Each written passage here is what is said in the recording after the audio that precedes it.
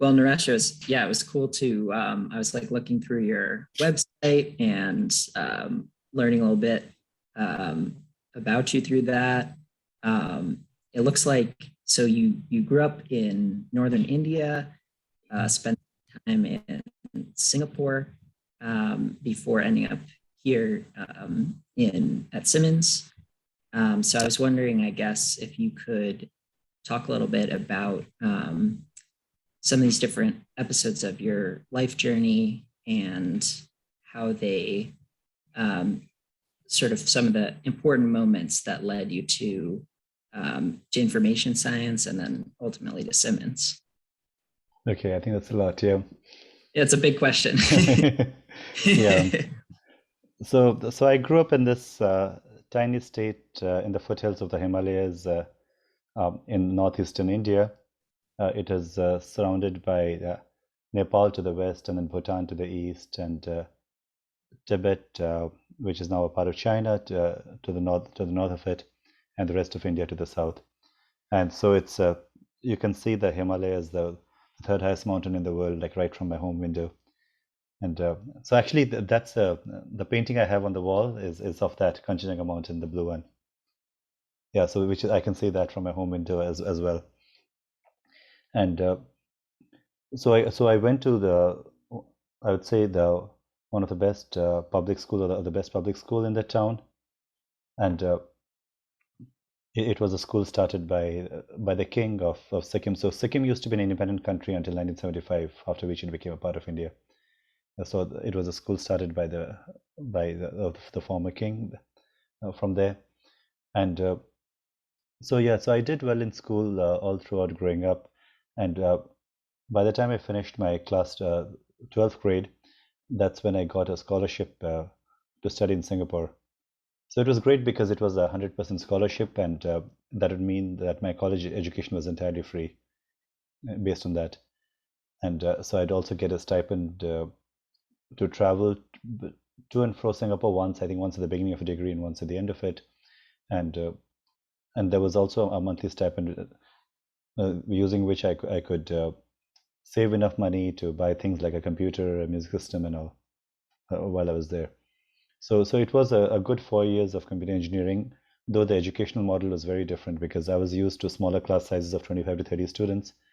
And suddenly when I went to Singapore, like the class size was 350 students.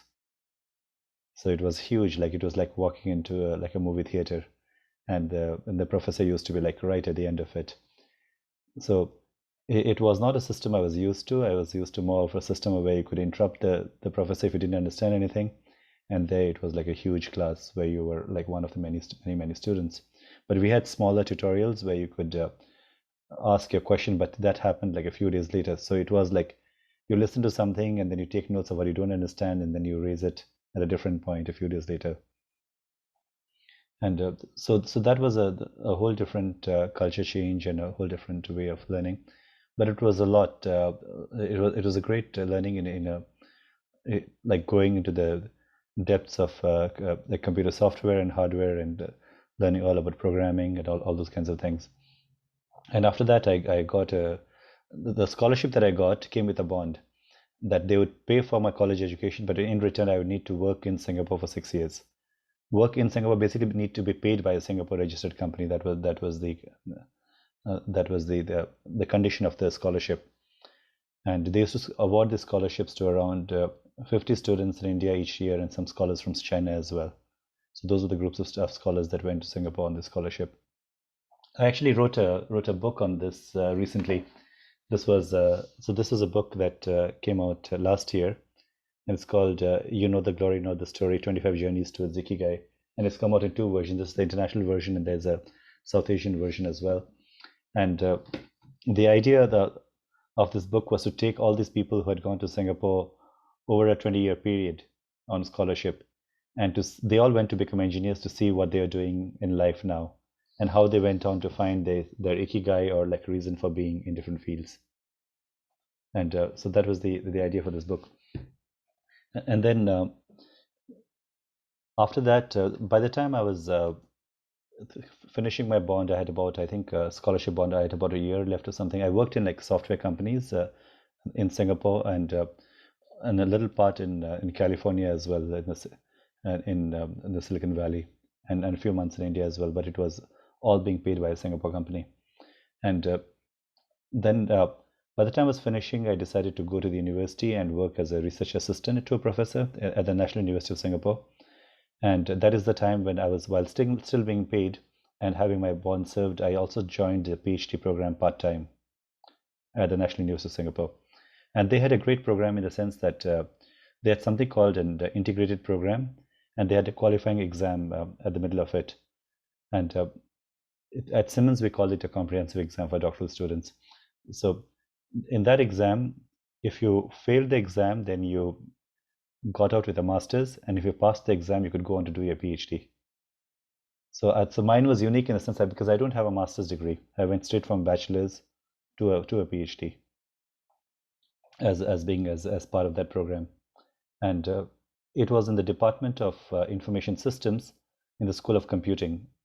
So information systems is a field looking at the role of technology in society or technology in business. So in some universities, they have it under the School of Computing, and in some universities, they have it in the School of Business. And my research area, I think I came across this book called Looking for Information. I should have it here. This is a newer version. This is the book, and now it's used in one of our courses as well for theories in information science. And I had an older version of this book, which was this is the third edition, and now I think this is this is the fourth edition, and I think the fifth edition is coming out. But I had the first edition that time, and through that book, I got connected with the field of information science and all the theories that I now use and teach of Donald Case, and the Donald Case was right over, but Wilson's the models as well as Brenda Derwin's sense-making methodology and all of those things. And that's how I got really interested in information science. And I also, since I joined the professor as a research assistant, his area of research was in search technologies. So he wanted somebody to work on search interfaces and help him with research in that area. So I did not want to be doing two jobs. So I thought that I'll pick my PhD topic as the work that I would need to do as a research assistant. So that is how the search part of it became part of my PhD focus in a way. And my initial papers was looking at the user and the search interfaces and stuff like that. And through search came seeking. That's how this looking for information came in. And through seeking came information science. And through information science came library and information science, through which came Simmons in a way. So another thing that happened was that I got married in 2003, and my wife moved to Singapore, but she had a medical degree from India, which was not recognized by the Singapore government because they did not recognize foreign medical degrees from India and some other countries. And so at that point, she started preparing for a US medical licensing exam to come to the US to practice medicine. And it was like a very intensive exam where you had to prepare for 6 months and then take a 9-hour test, and then another 6 months and take 2 9-hour tests over 2 days, and then another exam where you have to come to the US and take a practical test, and then also there was no guarantee of getting into it. So she happened to get into a medical residency program in New York City. So when she came in here, then it became kind of a natural choice for me to try and look for faculty jobs in the US. And that's how I started applying for jobs all over. Initially, I had an interview with, since we were based in New York City, I even had an interview with Fordham University in New York. And then by the time, but I was not close to finishing at that point. So then I took another year, and that was the time my daughter was born in 2008. So that's how, and I was working on a PhD thesis there as well. And then in one of the conferences, I met Professor Jim Boffman, who was the chair of the search committee from Simmons College then. And he and I started talking, and then he wanted me to meet his dean, who was Michelle Clunan, who was just retiring from Simmons now. She retired in June 2021. And so I met Michelle at the conference, and they asked me if I would come for the Elise conference, which was to be held in January of that year. So in January 2009, I went for the Elise conference, and they invited me for a campus visit. So then I came to campus, and again it was like, I think it was a day or 2 days of interviews. Like it was usually you have like a day-long interviews. So I think I came in the day before, the night before something, and then I had the next day, so the whole day of interviews, and probably I'm not sure if I stayed the second night or went back. So then at the end of the interviews, I also had a campus talk based on my PhD research. And the way the campus talk works is that you have to talk about your research, but you're evaluated on your teaching. Because the way you hold the audience, they look at how you would engage your students and all of that. So it's kind of a strange mix of your research and teaching, the way that that campus talk works. But I loved it. I loved the entire work environment at Simmons, and I told people there during the interview that I see myself like getting old at Simmons. So then they made me an offer, and I joined as an assistant professor in 2009. So since then, I became an associate professor in 2015, and then I recently got promoted to full professor, and that would start from July 2022.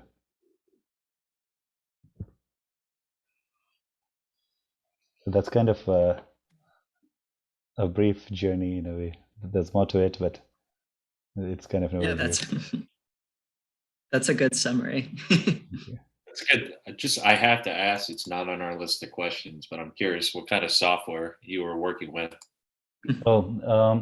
So initially at NTU, which is Nanyang Technological University, okay, so even before that, when I was in India, we were taught basic programming, basic COBOL and Fortran, and I wrote 2 systems there. I think I wrote like a railway reservation system, and there was another system that I wrote, I forget now, and it used to be in those big 5¼ inch floppy disks, and doing that I got so interested, so I thought I wanted to become a software engineer. And also at that point in India, software engineering was considered like the toughest field to get into, and I wanted to do the toughest thing. It so happened later on that by the time I finished, there became a big IT boom, and almost every person that you'd meet, every second or third person would be a software engineer. But that time it was a difficult field to get onto, and so when I got the scholarship, I told them that I want to be a computer engineer. So they marked that as a choice, because people could also go on to become electronics engineers or things like that. So during my university years, I did a lot of C programming, which was very different from BASIC and all that I'd learned. So C programming was the primary thing, and later on we learned C++ and Java. And so we wrote a lot of software as part of the courses we took. I even took courses in compiler design and stuff like that.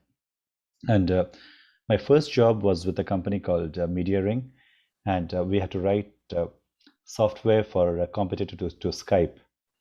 So in those days, I would explain it as because Skype and all wasn't there, and smartphones were not there. So I tell people that, oh, this allows you to make a phone call from a computer to a computer. And so it was writing software for the server side of things. There was a 20 people team that was on using the client end, and we were writing the backend code for how to interface between the server interface and the telephony system and so on, and also and liaising with people who were doing the billing part and other things. So it was a lot of scripting, working on using Sun Solaris systems, and it was also, I think my job at that time was still using like C++ programming and all. And in my other jobs that I did in a bioinformatics company that I worked for, then I also worked for a digital cinema company, and there it was working with Java and XML and stuff like that. So it was, I also did work with SQL Server and with databases and so on when I was working in California. So it was a lot of good experience. One line that I remember that our dean said during my graduation from NTU Singapore was that we have not taught you anything. All that we have taught you is how to learn. And that was because whatever we would learn would get obsolete very quickly. So you had to keep pace with new things. And as a professor now, when I see some of our students saying that, like, I think the students desire everything that we teach to be applicable to their jobs. And that is not always possible, I think, because the job markets are changing. Each job has unique circumstances and unique needs and all of that. So I think what university education gives you is an ability to adapt and to learn. But it cannot equip you with all the skills that you need at your job all the time.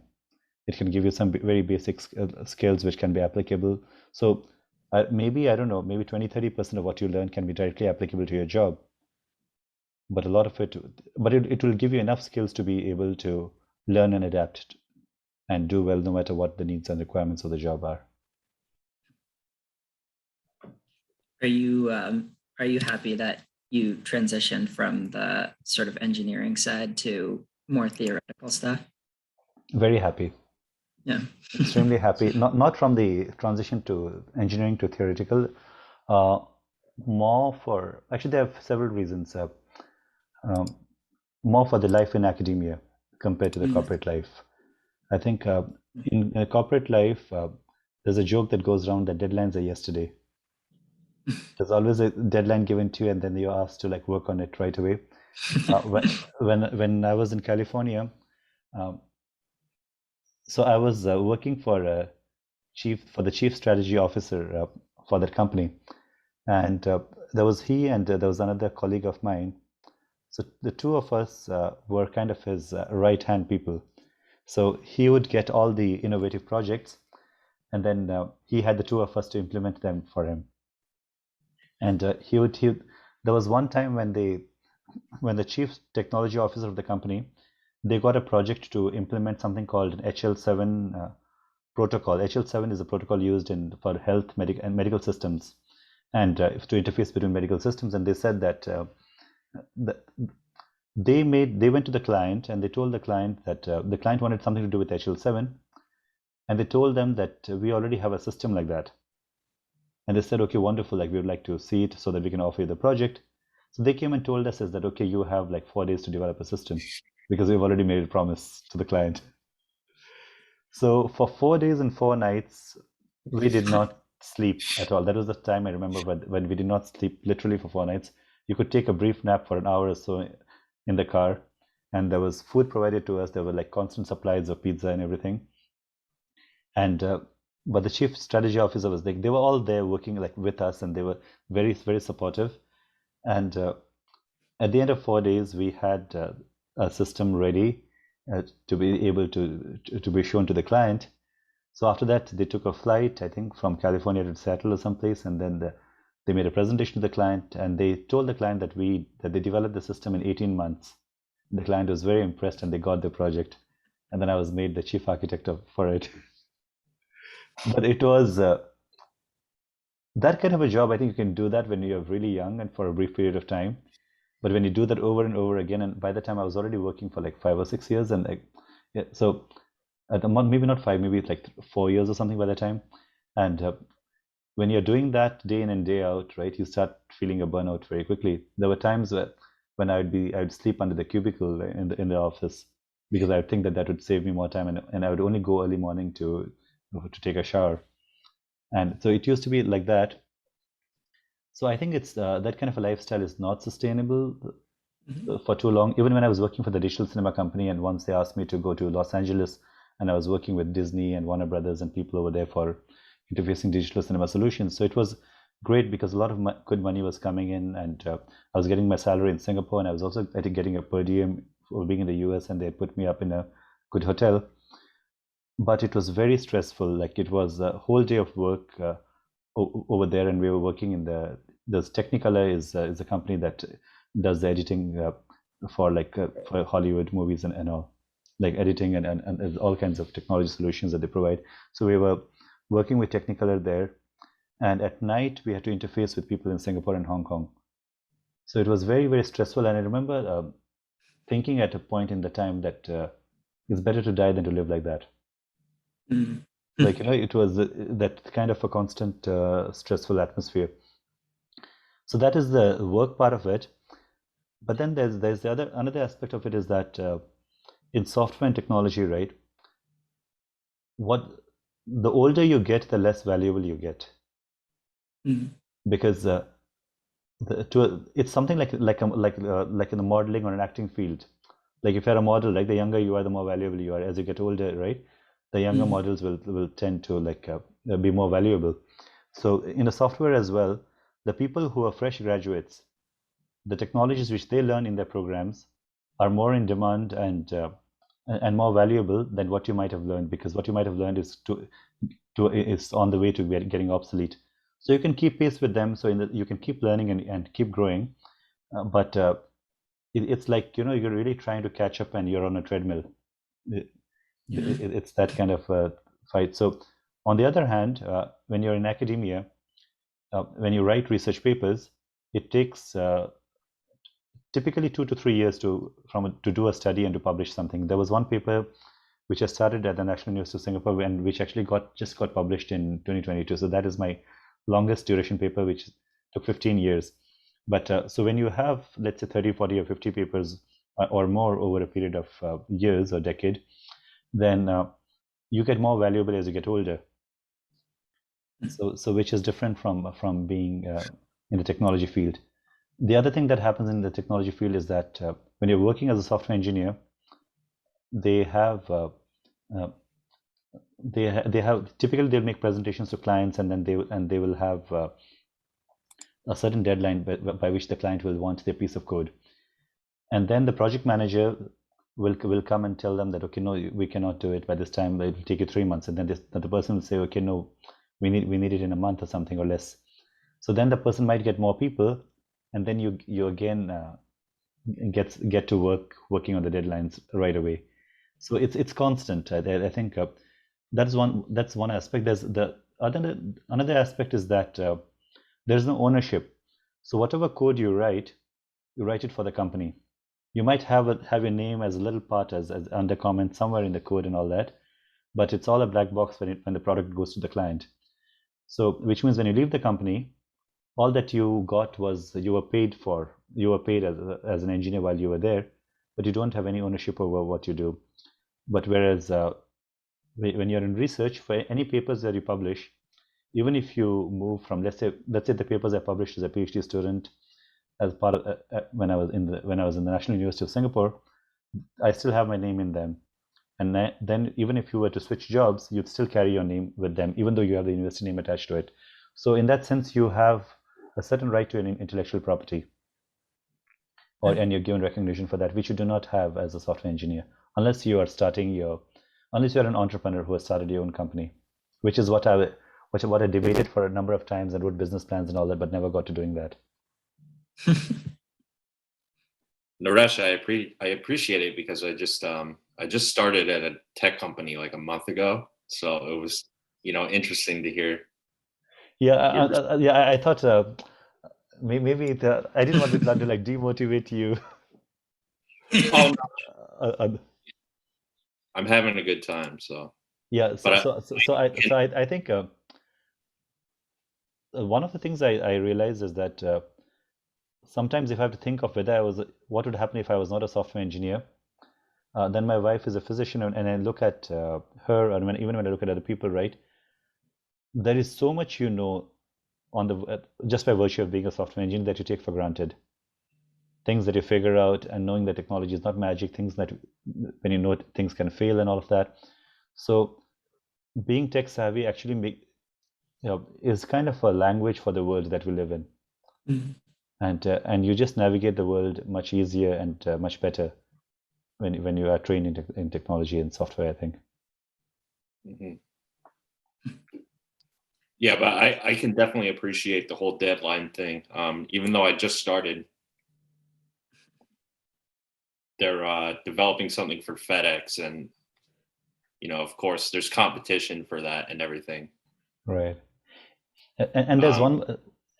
Sorry, yeah. If you finish first, then I'll continue. No, go ahead. You were saying something, Stephen? No. Yeah. So, no, I forgot what I was saying. Yeah. So the deadlines are always there, but I'll come back to it. I think if I remember, I was trying to say something, but I forgot. Okay. Yeah. You mentioned your paper, so I guess that's a good transition. So my basic overall question is, what do you feel is your biggest contribution to the advancement of information science?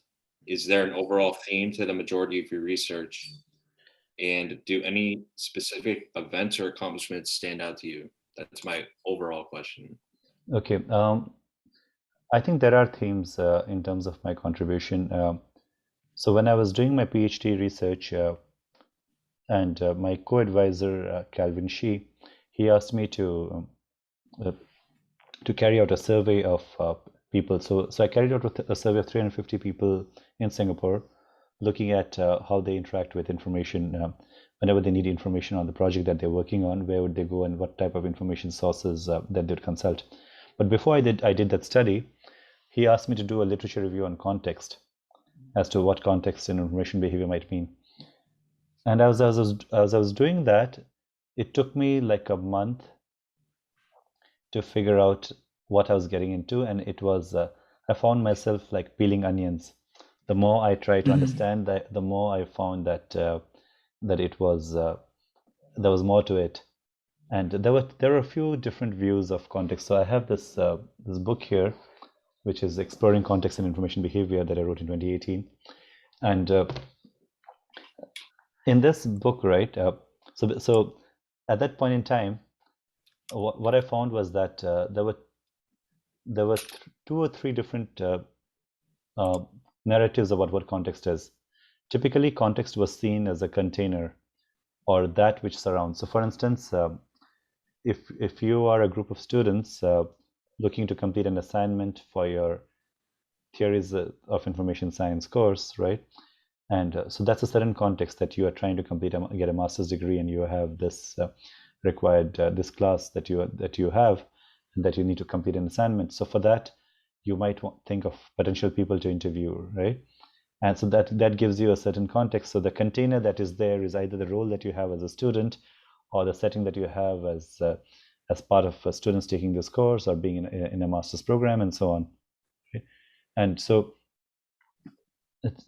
people thought of information behavior of scientists, of researchers, of students, of workers in a certain place, and so on.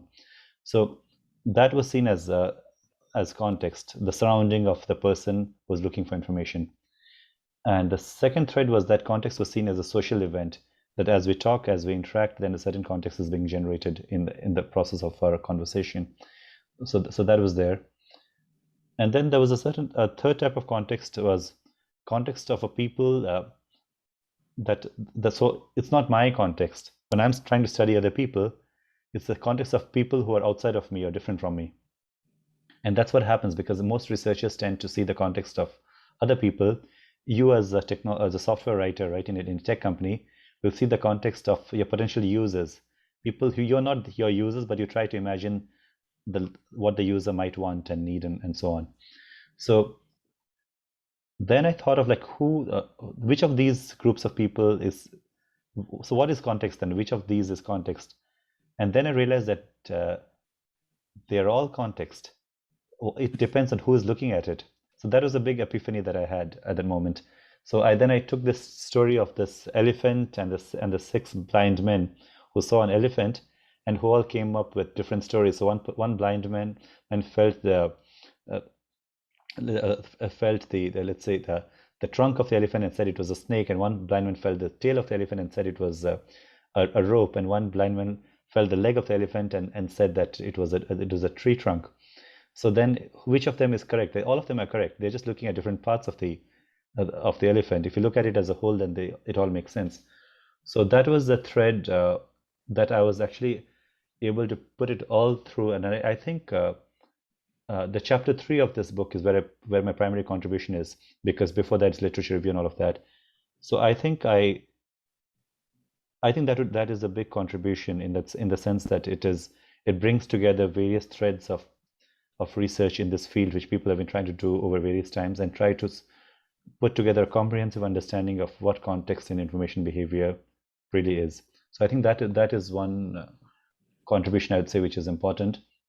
Then I've had several threads. This paper that just got published 2022 synthesizes various theories and models in across decades from in information seeking behavior and information behavior, and puts together a unified model. So I think it took 15 years to get accepted and published, but I think that is a seminal contribution. That paper, I would think it is one of my most important publications, I would think so, even though it's just been published. And the other papers have been, for the last 3 years, I've done research on information stopping behavior, or information or ignoring behavior, in the sense that what happens when people ignore your smartphone messages and calls.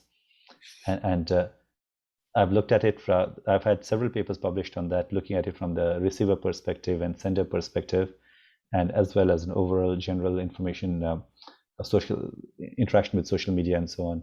And I've just submitted, gotten an IRB approval for carrying out a survey study on that.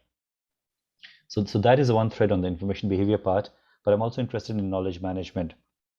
So, and I published several papers on how to implement knowledge management in a university setting. So I think that's probably the first paper which provides a template on how to go about implementing knowledge management. And that actually happened as part of a student comment in the knowledge management class that I teach. I teach it online now, but I used to teach it face-to-face in the past. And one of the students commented saying that, oh, this class taught me what knowledge management is about, but I have not really learned how to carry out knowledge management. And that's when I realized that most of the papers and publications on knowledge management don't talk about how to do knowledge management. And there were papers which said that there is no silver bullet to knowledge management. So I thought I should do a paper on how to carry out knowledge management, so that if a student was to ask a question like that, I'd have an answer for that. And that is how I collaborated with a professor in Kuwait, from Kuwait University, Al Maruf, who was visiting Simmons College then. And we worked for a year or two, and we got that paper out on the 10-step process on how to implement knowledge management. And later on, we did follow-up studies where we took step 3 of that process, and we did how to carry out a knowledge audit, as to find out that what do people already know in terms of the knowledge, and how much are they willing to share with other people. So that became like one study. And then with my other long-term collaborator from Dhaka University in Bangladesh, who I started collaborating with when he was a PhD student in Japan. So he wrote to me saying that he wanted to collaborate with me, and we ended up not meeting but collaborating across a series of papers. I think we have more than 15-20 papers now together, and we have also have a book proposal, book contract with Routledge on knowledge management in libraries. So I think people know me for my work in knowledge management in libraries now, I think, because we have had a series of publications in that area over the years. So it's lots of threads, I would say, in terms of contributions. But the other thing that I try to do, I think, is that I try to push the boundaries of stereotyping. So in the sense that when I have a book like this, right, this book is not what a professor would write, because it has like a series of stories. Now this book is a very academic book. This is the kind of book which professors would write, but this book is a sort of a non-academic book, even though it has case studies of serendipity, which is part of my research area as well. Oh yeah, so I think my paper on serendipity is also, I think, a good work, which is in information research, and I've done another work synthesizing the sense-making methodology. So it's a lot of synthesizing that I do, and my contribution, I think, is more in terms of theory development and models, and I think that is something that comes naturally to me, even though I've done qualitative and quantitative studies, a number of those. So this book is pushing the boundaries, and I received a fellowship called the Hazeltick Fellowship at Simmons, and through which 10 faculty members have come together and are working on their projects of passion. So my project of passion is doing a happiness book, and I'm supposed to create like a sort of a first draft of something to present by April 27th, and so by 21st I have to give something to another professor who will present the work on my behalf. So it's basically you take somebody else's work and you have another professor presenting your work. That's the model which is there. So I think it's pushing the boundaries of saying that this is how it should be, and those are the boundaries which I keep trying to push. That why is it that it has to be that way? And one thing that drove me, I think, was in one of the ACEist conferences, I met Professor Deborah Burrow from UNC Chapel Hill, and University of North Carolina, Chapel Hill. And after a while, I think she was ill with a certain disease which I did not know about, but then I got to learn that she passed away, and then I read her obituary. So I was struck. I was like, okay, so you're supposed to do some research, write something, and attend conferences and teach some courses, then you die. So so it was. So I did not want. So looking at that again was something that, okay, it was sort of a thought of do all the things that you want to, even though you had a tenure process and a certain criteria which is there for a promotion tenure, which looks for excellence in teaching, research and service. But I wanted to push the boundaries of those traditional expectations while still meeting them, but still pushing them, in the sense that you're also living your life. So each day that you live, even as you are students right now, right? And you might have expectations from professors in terms of what assignments to do and all of that, and things that you need to finish and do a good job on the assignments. But I like to believe, and I also tell this to my students, is that if you do that with a degree of stress, right, then you are living days of your life in stress. And you also have to remember to live happily. And because even though you're doing a master's degree, you're also living. So I think that thought of you also living, I think that is an important reminder at all points in time. Even though you have expectations from different people.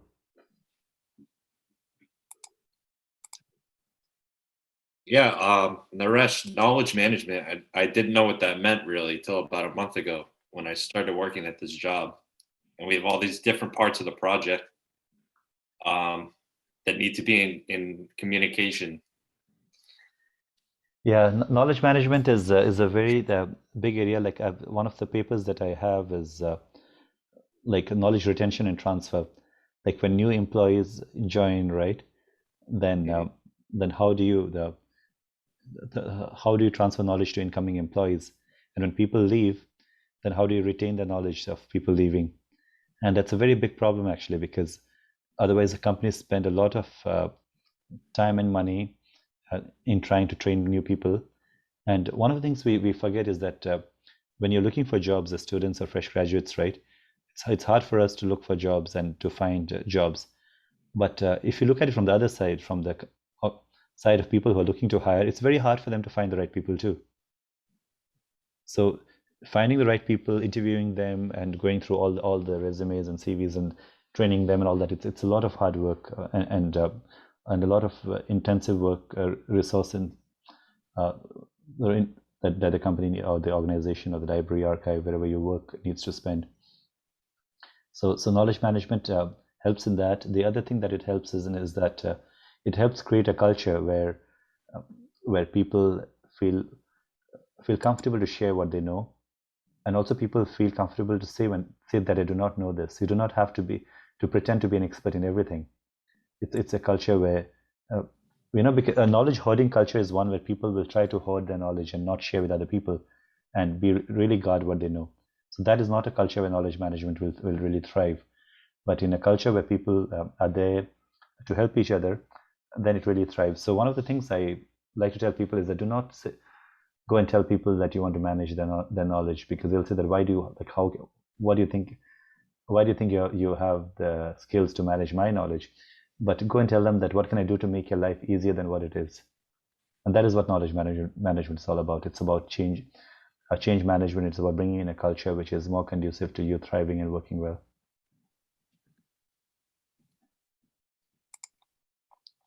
Okay, so can you talk about this 2022 paper, this thing you said? I'm looking for the question that I wrote. It was you said it took 15 years. Yeah. So let me share my screen for that. Like, what was the revision process, and like, how did you deal with other research being published in the meantime? Because from what I understand, this was like bringing all these models together into one big meta model. Yep. So this is the paper now that you see on the screen. It's integrating models and integrated models towards a unified model of information seeking behavior. And the interesting part of this model is so what I propose here is okay, let me show you. Scroll slowly.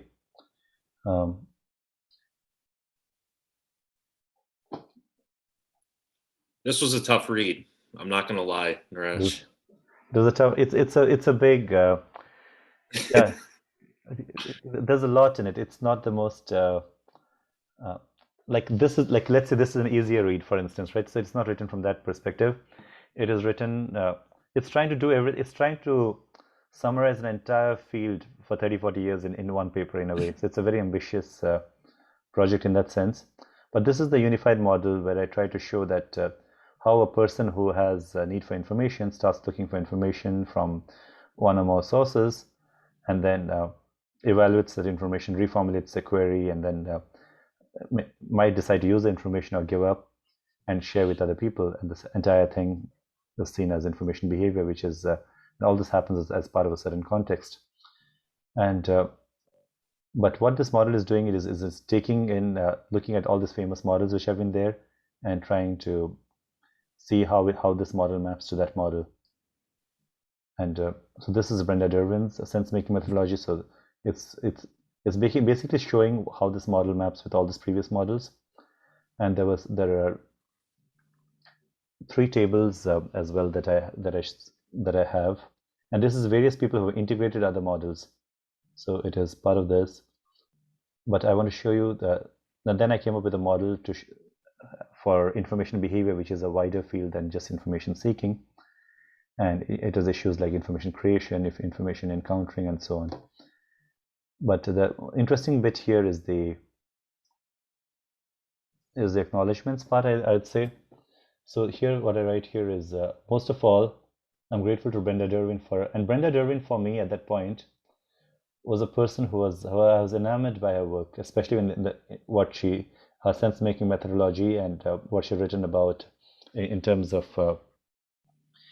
her contribution, the models that she had in information science, like how you start looking for information when you have a gap in your knowledge, and the gap is like a big valley or something, and then you slowly try to build a bridge by having some of the questions answered and trying to have some of that understanding that you're developing.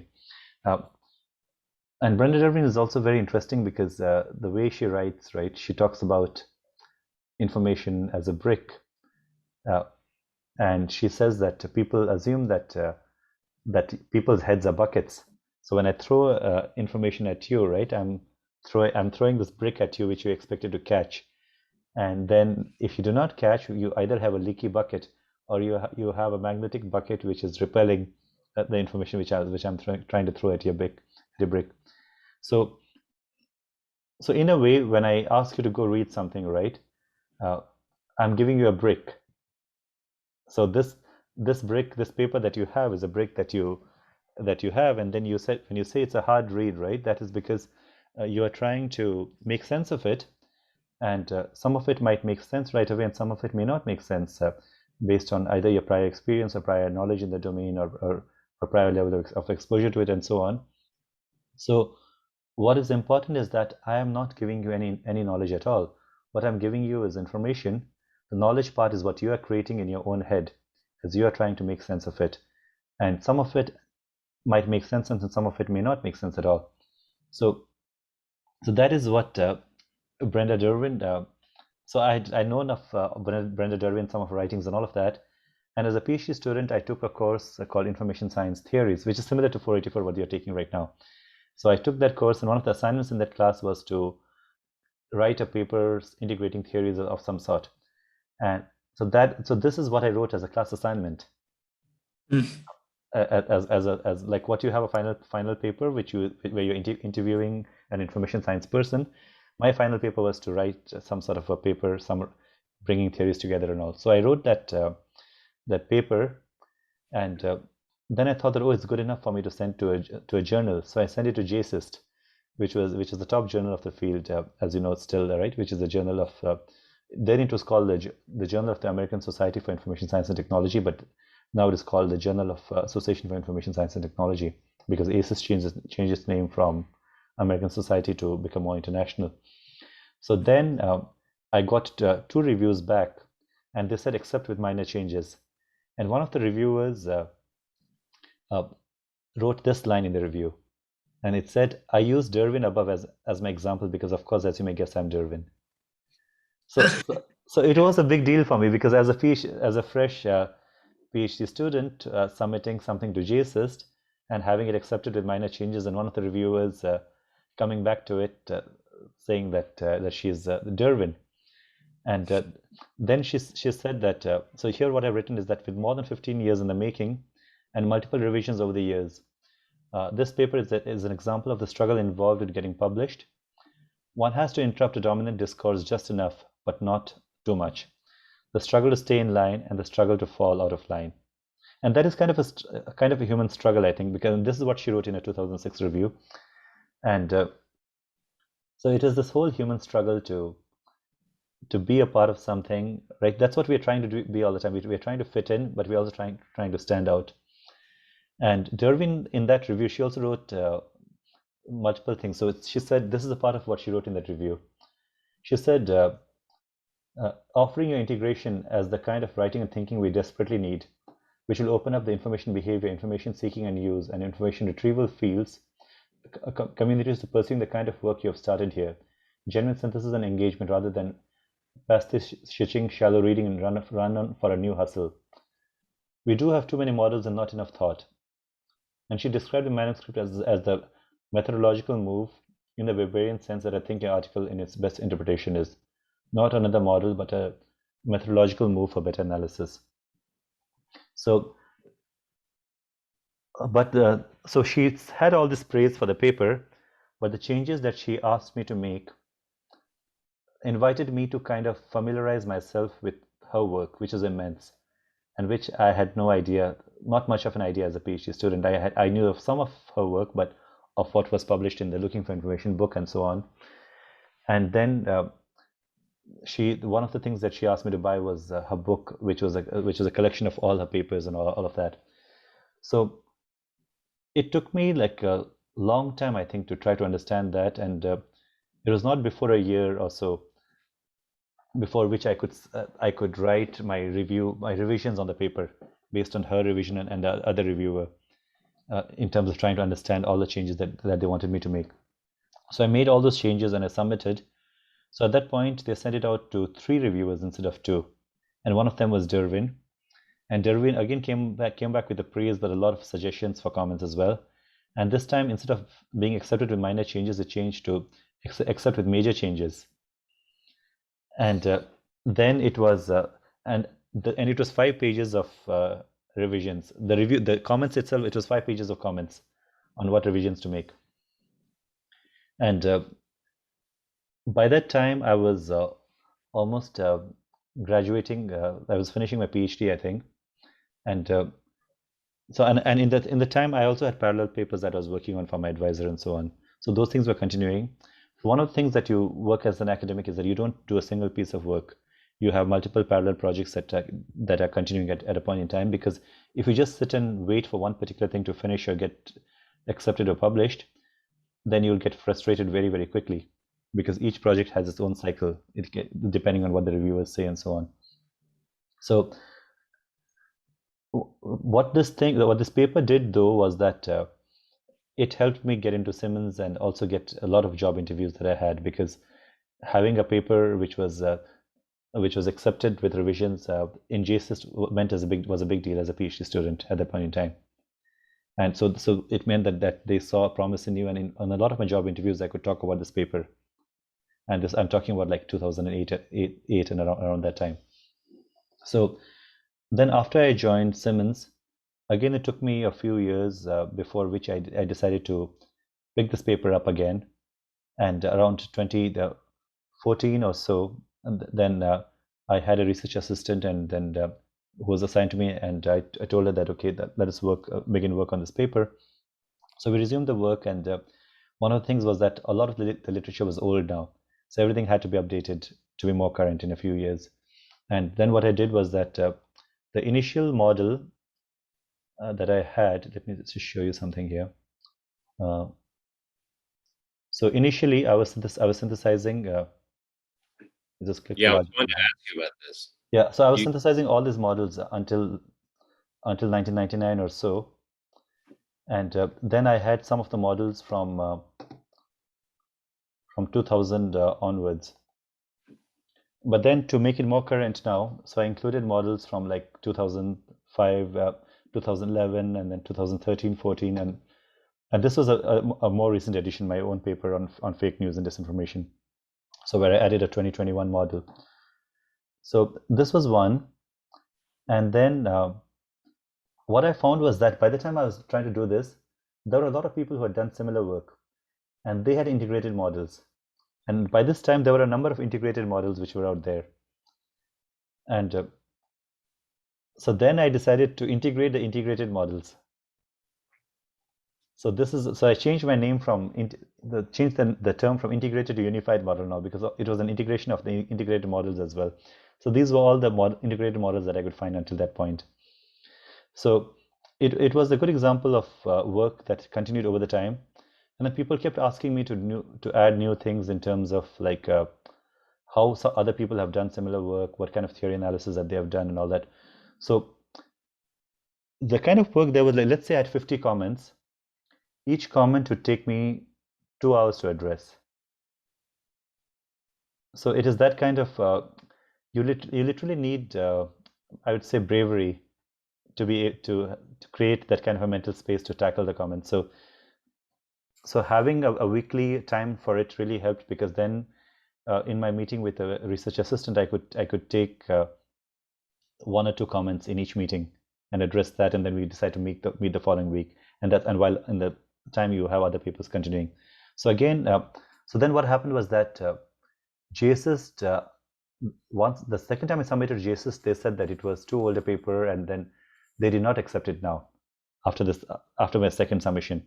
So then I submitted it to Advances in Information Science, which was more of a theoretical arm of JSist. And also what had happened was that the editor-in-chief of JSist had changed by the time. It was a new editor. And then I sent it to the Advances in Information Science, and it was not accepted there. And then I submitted to Information Research, which was this open access journal, which is a very prestigious journal of a field. And Alison Fisher, who was a student working with me on this, so she graduated by the time as well. So Information Research, they did not say accept or reject, they said revise and resubmit. That was the status which they had. And after that, again came up with like lots of comments to it. And then with that revise and resubmit, again I kind of shelved it aside because it was a lot in there. And last year again, when I had another research assistant, I decided to pick it up. Last year, I think in 2020 or so. So that's when I picked it up again, and it again took around 6 months or more to address all the comments, because it was taking 1 or 2 comments at a time. And finally, there were another 1 or 2 rounds of revisions after that, but they were more minor, because now at least they kind of started feeling that, okay, a lot of the comments are there, and it started getting close to acceptance stage. And finally, I think in August of 2021, they finally said, okay, we accept it. When you were reviewing all the models, did you notice like a shift over time? Because my question was going to be, you had those 2 separate tables, one for after the 2000s. I was wondering if there was like a specific reason that no, there wasn't a specific reason. This reason was only because in a Word document you have a certain space, and at some point you have to break the table to make it into a different one, to split the table. So I found that the split was more natural if I looked at 80s and 90s as one thing, and then 2000 onwards as a second split. But the trends have been, actually I've done other research looking at all JSist publications and looking at the publication trends, and that got published recently. So in that paper we have talked about, we have looked at all the trends and the shifts in trends. I think information behavior and social media, those are sort of the big themes in this publication. So a lot of information behavior papers were there, and social media is something that has been over the past few years. And the disinformation, I think it's some of it that's coming in as a new thing, and mobile information behavior. I think so in terms of the shift, I think a lot of the information behavior has been smartphone based and mobile. That's a good transition to this other paper I read. I read your 2014 book chapter. Use of touch devices by toddlers or preschoolers. Yeah, that is a book chapter in this book, which is New Directions. I was actually in our course. Yeah. Oh, that's in that book? That's from yeah, book? It's the first chapter of this book. Yeah, I thought it was really interesting, actually, because like little kids using smartphones, you know, it's kind of a controversial subject because nobody really knows how it's going to affect people down the road. So I thought it was interesting. You wrote about her iPad as like not just digital content, but also as this sort of tactile object. You wrote that she can carry around and situate the iPad in the larger context of other physical activities, such as keeping next to her when she's making a sandcastle. You said the fact that she can hold these devices in her hands as opposed to a laptop or a desktop computer meant that she could situate the devices as one of her toys. Right. So I thought that was just an interesting point. Like there's a blurring of the lines almost between what's digital and what's something like quote unquote real in the real world.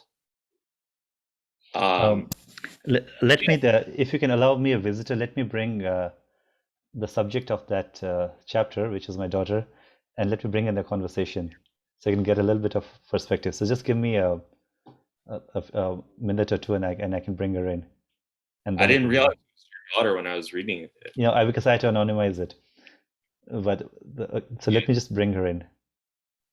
Yeah. So she's in a math class, so she cannot be here right now. But so basically, I told you earlier about trying to maximize the things that you do in multiple places, just to make your life easier.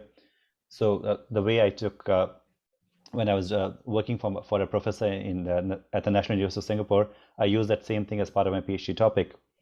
And so in this case, I was a new father and was taking care of a child, and I also had to do research. So after a while, I thought that, okay, observing my daughter would give me the data for research, even though I did not look at active data collection at that point, but it was more of retrospective because I was spending a lot of time with her. And so I was observing her as a natural process. So I decided to document the entire process in the form of a chapter. But it was a difficult chapter in the sense that it again took, I don't know, 2 to 4 years to publish, because there were lots and lots of revisions.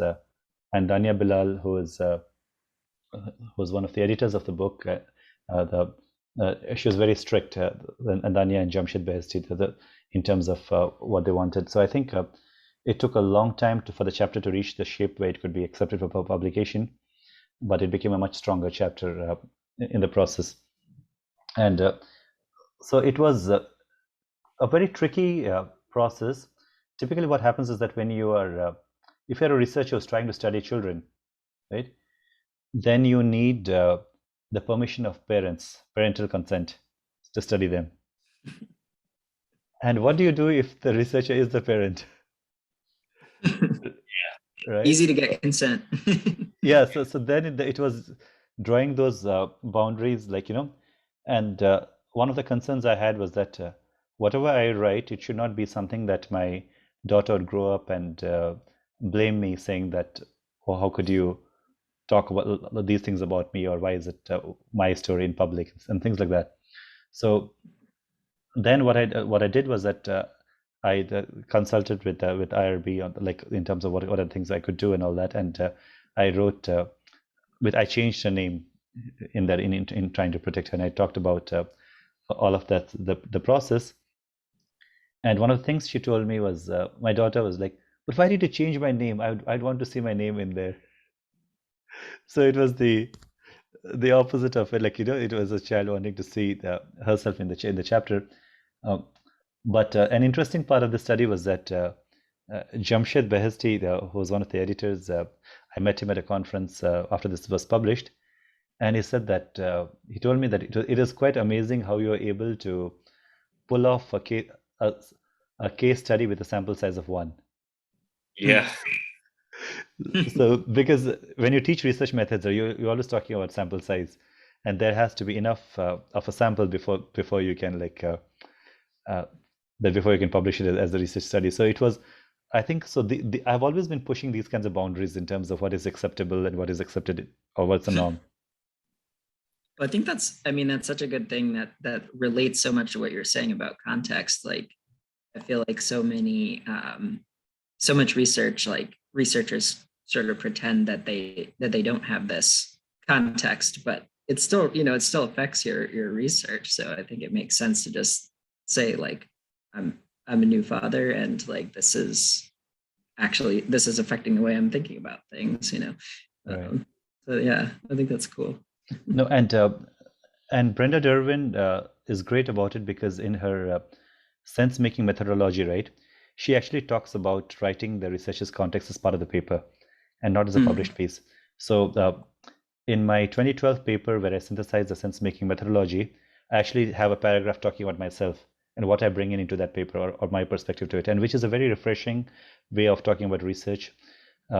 Because she tries to show actually how research writing can be good, and not, because a lot of the research writing is considered bad or difficult to read, as you, like one of the things you mentioned, right? Which is because it is written in ways in which it is not very approachable. But when you read her works, one of the things you get is that that need not be the case.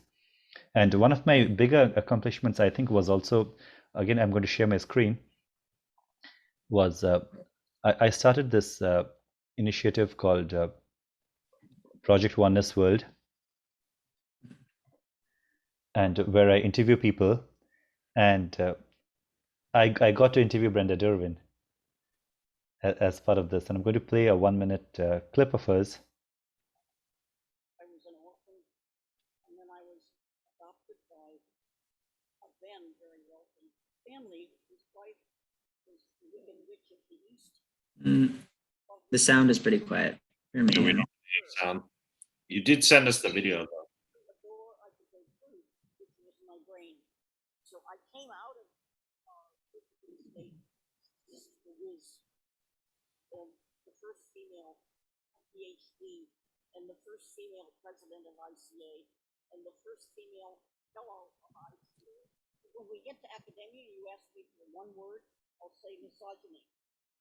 From beginning to end, you need to stay connected with your field and its demands while doing what you think is right. Your being not accepted for who you are made you more accepting of all kinds of people. Yes, exactly. Because that's how I learned. Yes. So that was Brenda Derwin.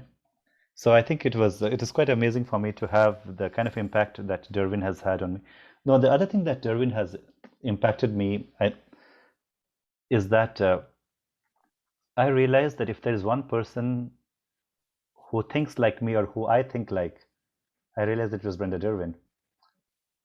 In the sense that, remember I just told you about pushing the boundaries and trying to not fit in a particular way, like trying to change this boundary of, let's say, what traditional research should be, or what a sample size should be, and things like that, which I'm always trying to do. And Brenda Derwin is always about that. So in her research, right, she refused to be slotted in the quantitative world or the qualitative world, or things like that, because she talks about human beings as sometimes being in one place and sometimes being in the other place, and straddling in between at other times. And she talks about not stereotyping, because seeing people as individuals and not as a sum total of the cultures they come from. Because every person, you might come from a certain culture, but you do not represent the whole of that culture. And that's a stem in my thinking as well, because what I believe in is that we as human beings, we're like rivers, and what I'm learning of you right now is you at a snapshot in time and space right now today. And what you're learning of me is I at a snapshot in time and space. So the conclusion you draw about me or conclusion that I draw about you is just a snapshot in time. And I cannot say that that is true for the rest of your life or rest of my life. And but that's what we tend to do with other people. We tend to say that, oh, that person is so and so based on whatever interaction you had with that person at that point in time. But that person has moved on, and you have moved on as well. So we draw these imperfect conclusions about people all the time, and we also tend to slot them into categories, which is just one facet of them, and which is not the whole of them. So that's why in my book on context, right, the identity of a person and social identity, and that is a big part of it in terms of how we tend to stereotype and how that is not reality. And even as you're designing solutions as a technology person, right, for your users, you're just trying to stereotype the user. A user is much more than that.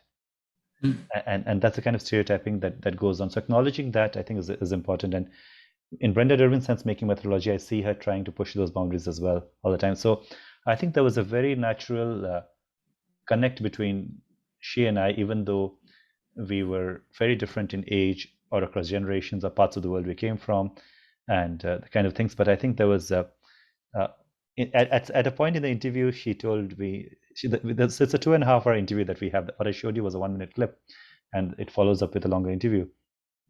But she said something like, "You get me," is what she said. So I think it's and I was fortunate, I think, to find a person who I could look upon as a mentor, who was a kind of a stalwart in the field, but who I thought, like, naturally, who got me or I got her in a way. Sure. Shannon, that ties into one of your questions, doesn't it?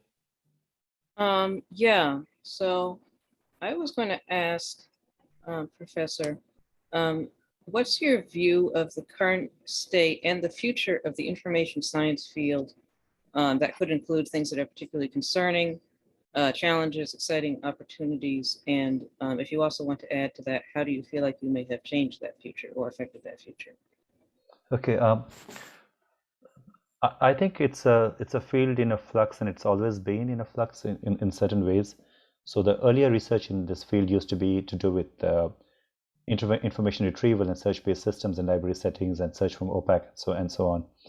And at a certain point, I think people like Brenda Derwin and Tom Wilson and all of them in the 80s or so, they came up and started saying that the user or the person is the center of it and not the system or the sources. And they brought in the user as the center of it all. And now what I see, and that's been happening in the past few years, I think for the 10 years or more, or something like that, at least in the past 5 years or so, is that with the advances in computing speeds, and we have very high internet connectivity, and a lot of people connected to social media, but not just connected. Like when I was in Singapore, we were connected using our laptops, but now you're connected using your smartphones, and you are carrying those virtual connections with you all the time. And that is not the world that we lived in. We were with the people that we met or lived with at a point in time, and there were other people that you connected with when you were in front of a computer, which was not all the time. But now you're connected with people all the time, and that's a very, very different world than the world which was there in the past. So one stream of thought is how we are constantly connected, and a lot of the research in this sphere has talked about how we should disconnect from a computer at a point in time, and we should be more physically present and so on. But the contribution which I made, or which I'm seeking to make, I think is that that's not always correct. For instance, if you are not happy in your physical present, let's say you are in traffic jam which is stuck for 2 hours, right? So even though people might say that be more present in the physical thing, but talking to your friend at that point in time might help you pass the time easier than just being fully present in the surrounding of that traffic jam. So it is more about the level of engagement that you feel, which can be a physical engagement or which can be a digital engagement. So it is not about the physical versus the digital. It is more about where your mind is, and your mind doesn't need to be physically present. A mind can be anywhere. So whatever you feel connected with is where the connection lies. I think so. That's one thing, and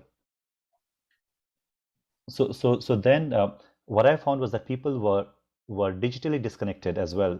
So even though you were not only were you looking at people, not only we can be disconnected physically, but you can be disconnected with people you are digitally connected with by not responding to their calls or messages, or thinking that it's not your responsibility to respond to those messages, and which I found a lot of people in that fear, because there was a certain power dynamic which was there. So that kind of the straddling between the physical and digital worlds, and especially post-COVID, will be all moving towards a kind of a hybrid world, where what I like to say is that a lot of people have tasted. I don't know whether it's the right way to say it, but I'll say it nevertheless. Is that a lot of people have tasted the blood of the convenience of working remotely, or being able to do a lot of the work over Zoom, which I had experienced since 2014 or so. Yeah, Doing it. yeah. So I had done that for a long time now. I have lots of papers since 2013, 14, and as well, which was all done with people that I was, which I had not physically met. Like this book is with a person who I've still never met in person at all. And my Bangladesh collaborator was also a person who I only met in 2015 after 2 or 3 years of collaborating remotely. But so that kind of a hybrid world, I think, is something that is there to stay, and which will greatly impact the information science field.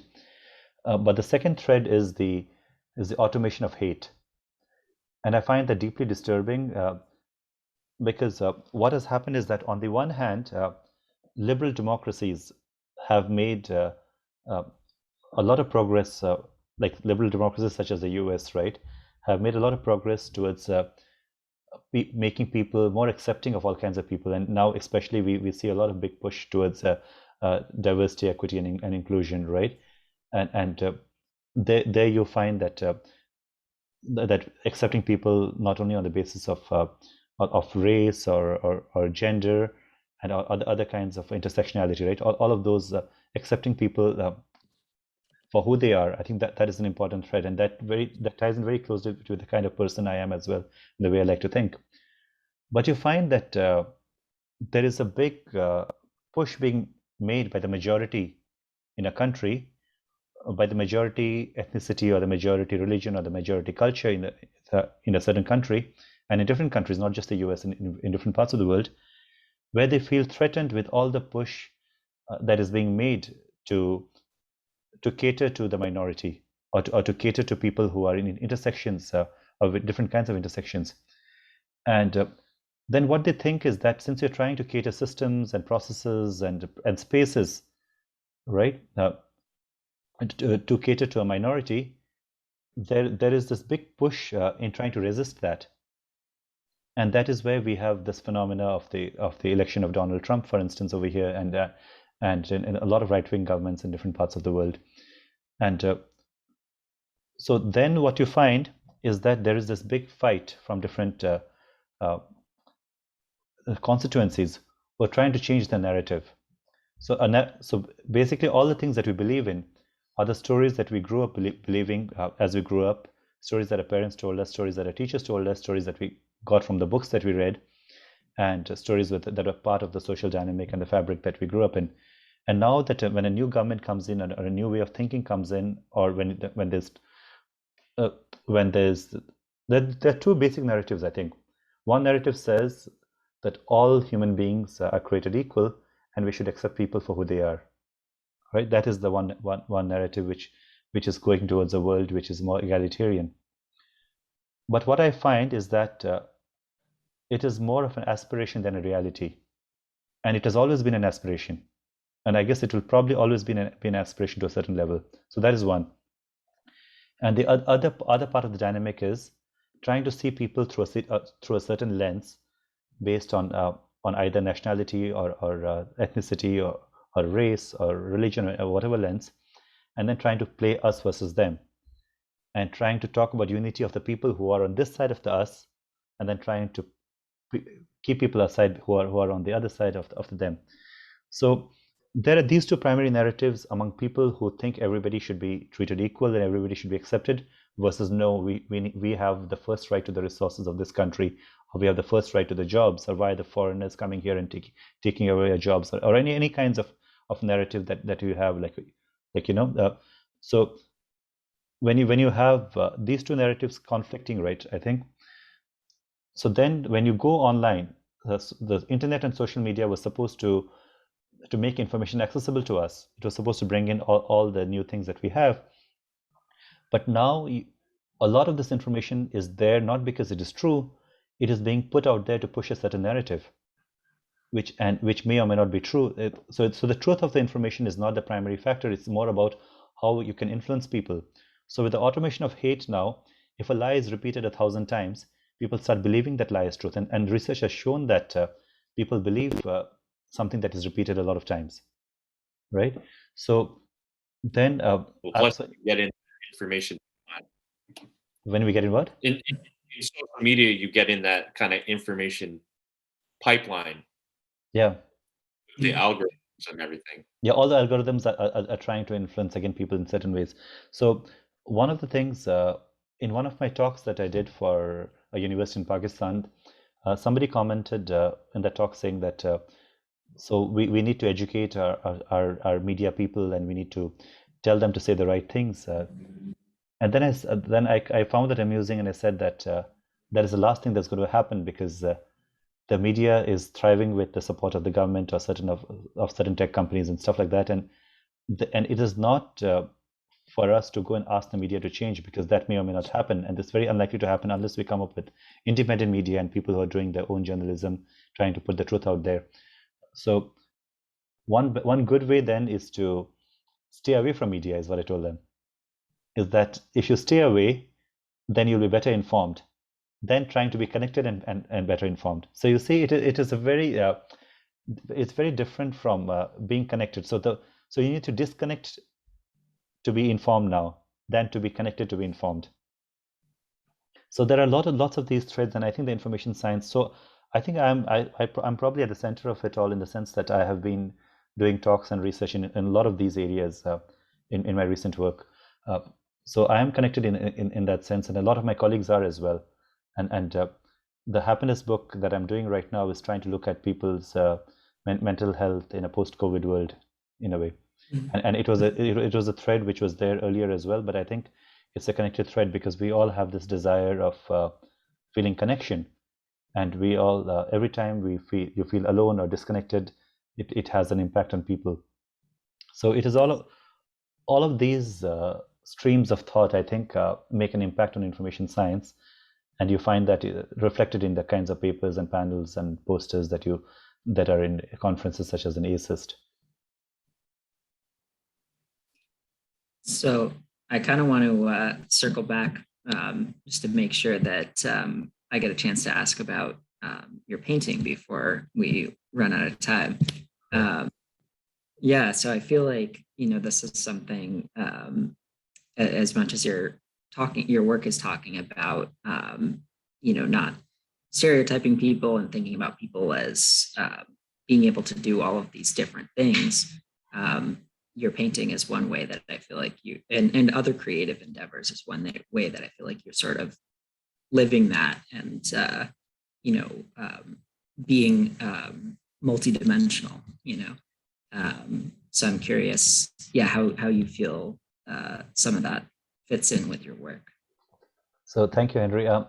So I have been drawing and painting since I was in the first grade. So I did that from a very young age, and then I got a teacher in school when I was in my, I think, 11th grade in school, and he taught. He was trained in fine arts, so he formed a painting group, and he taught me how to buy the right materials and to get oil paints and watercolor and get the right paper and paints and all that. So that really helped improve the final output in terms of, because of the techniques he taught, and also in terms of the materials we used. So this painting, again, I guess I have a knack for doing work which takes like years. So this Taj Mahal painting was done over a 5-year period. and we started in 1997, or 5 or 6 years. I started in 1997, and I finally completed in 2003. But I guess this happens because I always want to do things well, and I also do parallel projects, and that is how a lot of things take time. So this book again ended up being like a three-year project, and it was done like during the COVID period as well. So one of the things which I try to do is that I realized that you cannot postpone things based on I will do A when I finish it and then go to B, and when B finishes I'll go to C, and then when C finishes I'll go to D. Because if you do it sequential in that manner, a lot of things are outside of your control. There are other people that you depend on for certain things, and then you'll get quickly frustrated really quickly. So, and also as you get older, right, your age, you do not know how long you live, and how, even if you live long, like whether you'll be healthy for a really long time, and all those kinds of things. So then whatever you need to do, whatever you want to do in life, you have to put it in your weekly schedule. If it is not in your weekly schedule, that means that you may not do it, and maybe you're okay with not doing it, but then we cannot pretend saying that, oh, I really want to do it. If you really want to do it, it has to be in a weekly schedule. So then what I've done is that in a week I have I wanted to learn how to sing. So at the age of 40, I started taking lessons in Indian classical music, and so that was like about 4 or 5 years ago. So I have a class on Fridays for an hour on that, and I've been learning Sanskrit again for the last 5 years or so. So I have an hour and a half of class of that every Sunday, and and painting is something that in 2020, like I did around 60-70 hours of workshop from an artist to again improve many of my techniques on that. And last year, from June till December, and the course actually started in May, but I joined in June. So it was a 7-month course on the fundamentals of art, because I could not go to art school, so I wanted to learn. So I did Zoom lessons with an artist, and we had like 6 hours of classes of Zoom sessions each week, of 2 sessions of like 2.5-3 hours each, and then about 10 assignments every week. So I've not finished all of the assignments, but it was a lot of part of the continuing that. So I did that, and in January this year, I did a competition called Estrada Easel. It was a challenge to make a painting a day. So I did like a number of paintings each day as part of it. I'm not sure if I can move my laptop, but I can show you a number of those paintings are in there. So it was done as part of those daily thing. So it is, I think, it is my awareness. And along with that, I think since March of 2020, I've always also been cleaning the house every day before going to bed. So I do that, and that simple thing I think helps me be productive, because next day when you wake up, everything is on place and you have things you can get to work right away. So putting things in my daily schedule, right?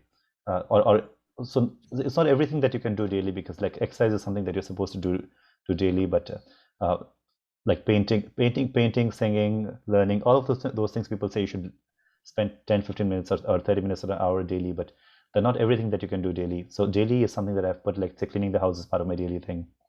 Exercise is something which I should be putting in, but I did that for a year when I did join CrossFit in 2019 or so, but I need to get back to it again. So it's not everything that you can do in a daily thing, but you have to prioritize. Like things I need to work on, I think, is like sleep, in terms of making sure that you have you schedule like 8.5 hours to sleep. A lot of the times I schedule like less than 6 hours to sleep, and that is not really the best thing for productivity. But I use the word productivity, but we will talk about that as well. It's not, I find that a dirty word.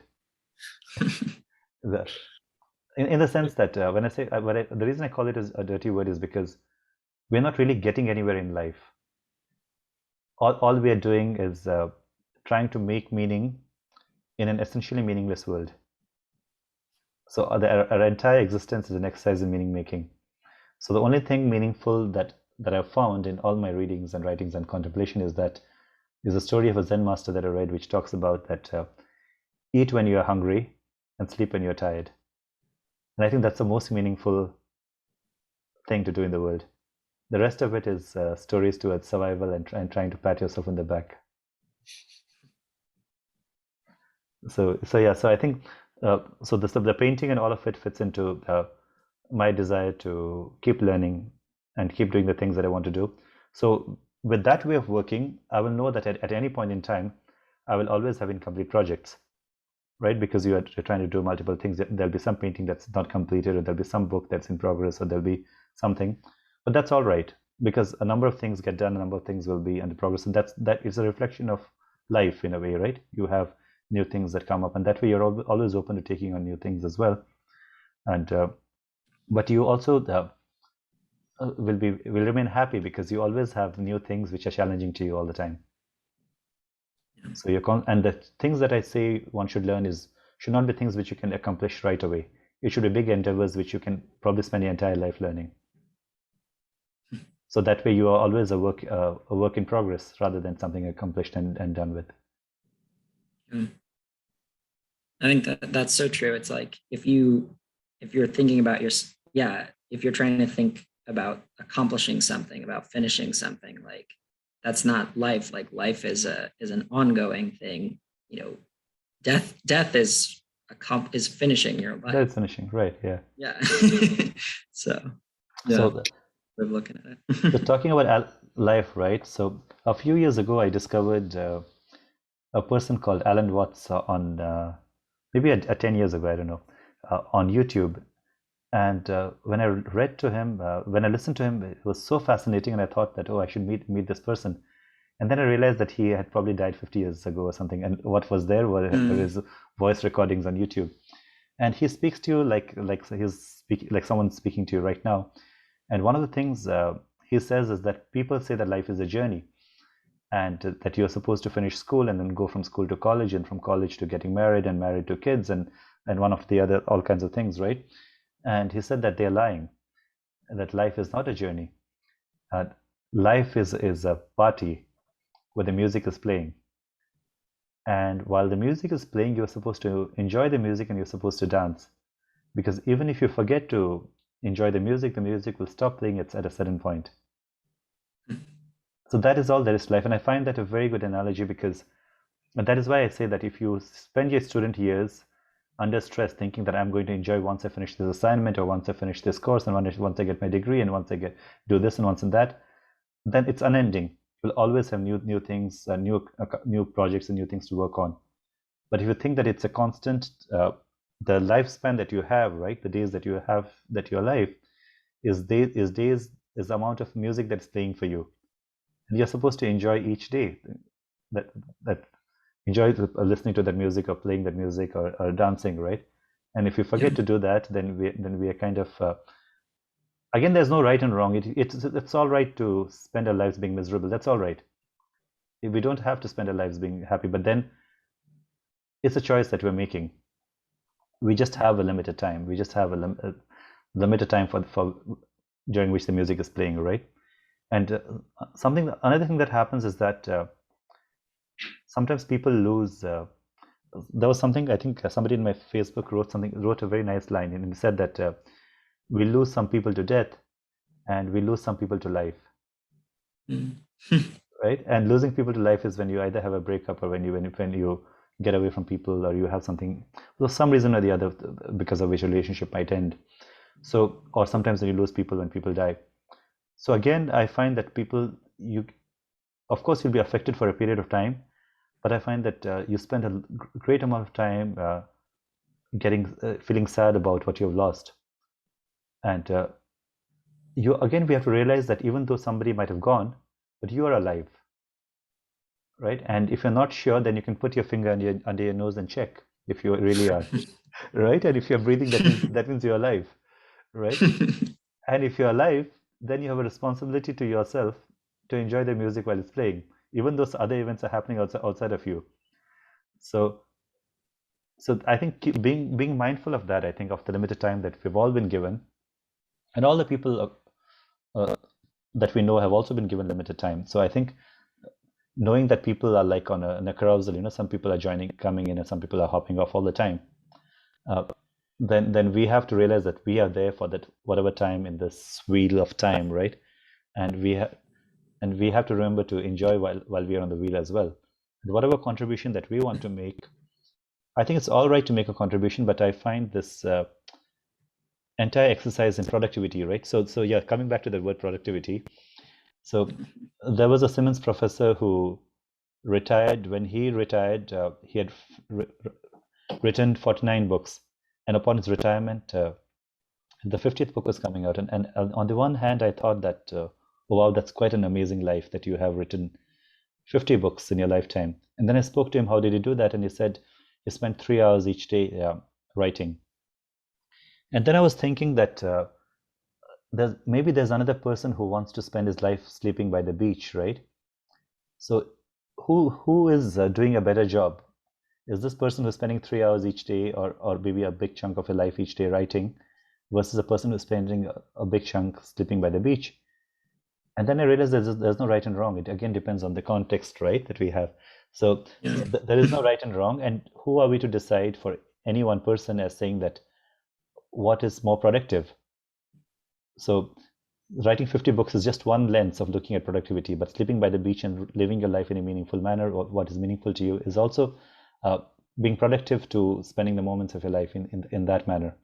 So it doesn't matter what you do, you just have to do it. You just have to want to do it. So as long as you're doing what you want, that's the most important thing. So I think human choice is very important. So in countries and places and in homes where choice is suppressed, when people, right, and a lot of women are suppressed in many countries where they do not have the choice to live life according to their choosing, that is something that we need to fight. So choice is important, I think. So as long as you choose and you're living life according to the way you want to, then there's no right and wrong. And productivity then is is a lens which doesn't really work all that well. And you've seen that during COVID time, right? A lot of very productive people died just like that in a lot of places, and when people lost people and all that. So it's important to realize that what is it that you want to do, and to live life with more deliberately, I think, and more awareness, saying that and it's not even about doing anything. You can still do the same things that you did before, but doing it with gratitude, and doing it more happily, I think. Again, when I say happily, it doesn't really mean I don't mean smiling all the time. I just mean like doing it with more intention, or doing it that you are choosing to do it.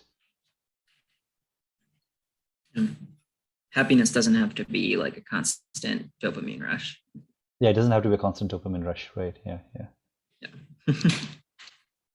And we have gotten used to this dopamine rush, right? In looking for trying to be on Facebook all the time, or trying to have people to talk to all the time, and trying to have a video to watch all the time. Absolutely. I don't want to take any more of your time, Professor. So if you need to go, that's that's a great ending spot if you want to end there. Thank you. And thank you so much for your time. Thank you, Shannon and Stephen and Henry. Yeah, so I think this is just a snapshot of what I feel right now, and and thank you so much for talking to me. And I will. Thank you. I'll share the video with you all later. Yeah, what are you saying, Henry? Perfect. I was gonna say I'm gonna use that. People are rivers. I think that was and this we're just getting a single snapshot right now. I'm gonna use that for sure. Yeah, and that is I've written that in the context book, so it's in chapter 3 somewhere. I think that I've written about that, people being rivers. Perfect. Yeah, as part of that. Yeah. And another thing which I like to tell people now is that whenever people ask me to work on something, to take on something with stress, I tell them that I'm willing to walk a marathon, but I'm not willing to run a sprint. And that's because I know that we're not getting anywhere. We're all on a treadmill, getting nowhere, pretending to get somewhere. So with that, right, so I like to think of myself as an ant, slowly working, but constantly moving. But if you sprint somewhere, like you don't have to accomplish a lot of things. But if you work slowly and steadily, you'll end up accomplishing a lot of things, but also enjoying your life at the same time. I think that's very wise. Thank you. Okay, so I'll stop the recording now. Okay.